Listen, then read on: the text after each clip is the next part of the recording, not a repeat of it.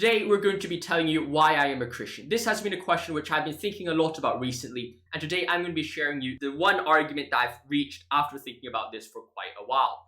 Now, I want to make it very clear from the outset that this question is very different from, does God exist or not? Because I do think that although the belief that God exists is important for being a Christian, it is kind of two separate realms of argument, because at the end of the day, when you're talking about does God exist, you're talking about a proposition. Is X true? Does this exist in the world? Is one thing, and do you follow Jesus Christ as your personal Lord and Savior is a completely different thing. Believing in the existence of X might lead you to change your philosophical worldview, but would it change and make you love your enemies, forgive those who hate you, who sin against you? Probably not. So that's kind of the reason why I think that I'm going to be only dealing with why I am a Christian in this video, instead of answering the question of does God exist or not. So me being a Christian can really be boiled down to one simple argument. And of course, Christian faith and the reasons for Christian faith are quite complex. However, I do think that this single argument, although quite simple at face value, holds a lot of depth to it. And of course, you can ask me to elaborate this in the comments below, and I'll happily talk with you there. And the argument follows three main premises. The goal of life is to aim for the good. Secondly, nothing is more beautiful and good than Christ. And finally, the conclusion is that you should follow Christ. The life, death, and resurrection of Christ is a story which should be seen as an archetype for us to imitate. Now, why do I believe that the goal of life is to aim for the good? This is something that I've decided to commit myself to, is to act for the good in every situation, instead of aiming for other important things in the world like happiness, wealth, or earthly possessions. A lot of times in the world, people like to say, well, you should follow happiness as your main goal. You should follow pleasure. Some hedonistic philosophy will tell you to follow pleasure. Or some people say follow the money. Money is the most important thing. But to me, I think that while all of these are great, it can bring you temporary happiness. But the problem is these things always change. You see it all the time in the news. People gain money, people lose money, people who seem to be the richest and the happiest people you know in life suddenly hit rock bottom and they're so depressed, so sad, and can't find a direction forward in their life. This occurs to a lot of people that I know in my life. I've known people who know other people who have really fallen into depression because of one of these things that they view as their entire worldview has collapsed. But one thing which doesn't change in this world is what is the good. What was a virtuous person a million years ago is the same as what is a virtuous person today. And you might say, well, that is not correct. The people back then didn't have phones. They didn't have access to the same things we did today. But let's ask the question a bit deeper. Yes, those people may not have been able to racially abuse someone on the internet maybe, but they were still able to insult people. Their actions of love, these virtues of love, humility, respect, honor, care, kindness, forgiveness, these things can be done before as they can be done now. And what is good in these things have not changed. Yes, the way in which you go around doing these things might have been different. Instead of forgiving someone face to face or writing a letter to them, maybe you can just text them or give them a FaceTime. But still, these virtues and values remain the same.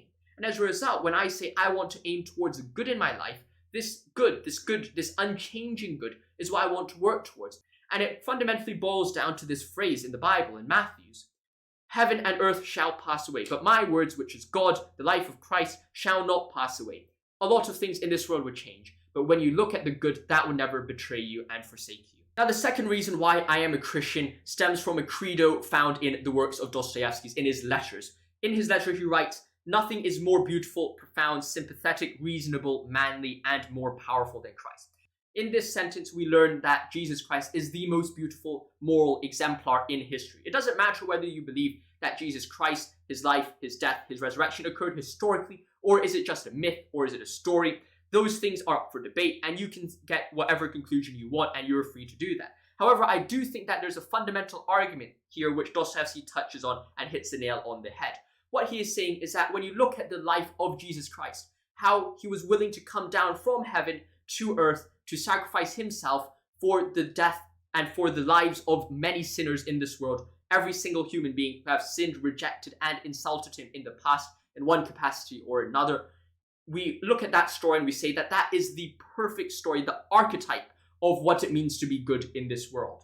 Are you willing to sacrifice your life to save Hitler? You'll say no. You'll be crazy if you did that. And I'll completely agree with you. Most people would say that saving Hitler is a stupid thing to do because the guy committed millions of atrocities throughout his time in charge of Nazi Germany. But then you look at Christ. What did Christ do? Yes, Hitler may have been worse than us, and that's what we like to tell ourselves.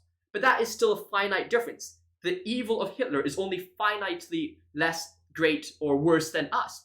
However, if you look at Christ, who was able or willing to come down from heaven from an infinite nature, infinite state, to a finite state, to die for finite human beings, that is an infinite gap. That is infinitely, literally, more significant than if I was going to sacrifice my life for Hitler. I think that with that thinking, that comparison, you immediately see the significance and the beauty of the sacrifice and forgiveness that Christ is willing to do for all of us. He's not just there to say, well, you have to follow these certain rules. What he's saying is that as long as you accept me, as long as you follow me, I am willing to forgive you. I am willing to wipe away your finite sins, your finite nature, and allow you to be with me in infinity. And that is the greatness of Jesus Christ's sacrifice, and why it is such an archetype of the good. Because in nowhere else in history have we seen a forgiveness which is so great, a sacrifice which is so great, two values which are at the core of what is good and what we know in the world, the humility of a God, infinite being, willing to come down to a finite state in order to be humble and care and help other people who are finite, finitely worse, infinitely worse than him, is mad, and it blows your mind when you're just thinking about it. Now, the final reason, which comes as a conclusion, a logical conclusion from those two premises, is that I want to follow Christ, knowing that God and the life of Christ is the most beautiful thing in history, and also knowing that following the good is my ultimate aim. Putting those two together leaves me with only one conclusion, that I want to follow Christ, his life, his example, as the best situation that I can aim to and I can aspire to. And as a result, to imitate God, in my opinion, is the ultimate good. And that is why I'm a Christian. It got nothing to do with these arguments, but rather in order to achieve the goal, which is the ultimate good, Christ is the only mode in which you do it, and that is the reason why I am a Christian. So let me know your thoughts about this in the comments below. I've never shared this with you before, but I do think it might be quite helpful for you guys to think about my perspective to Christian faith and why I am a Christian. Like always, if you enjoyed this video, make sure to like and subscribe. Thank you for watching, my friends. God bless, and I'll see you in the next one. Stay safe, and I'll see you soon.